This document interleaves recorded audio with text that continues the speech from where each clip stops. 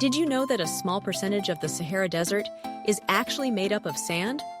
Yeah, it's true! When we think of the Sahara, we often picture endless dunes stretching as far as the eye can see. But in reality, only about 20% of the Sahara is covered in those iconic sandy landscapes. The rest? It's a mix of gravel plains, rocky plateaus, and even some salt flats. It's wild to think about, right? Imagine standing in the Sahara, surrounded by these vast, barren expanses, and realizing that the sandy dunes we romanticize are just a tiny fraction of this massive desert. The Sahara is about 3.6 million square miles, larger than the entire United States. So, when you break it down, those beautiful, sweeping sand dunes are just a small part of a much larger, diverse ecosystem. And here's something else that might surprise you. The Sahara is home to a variety of life.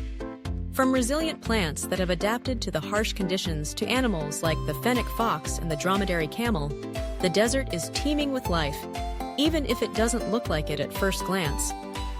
This misconception about the Sahara being just endless sand reminds me of how we often simplify complex things in our lives.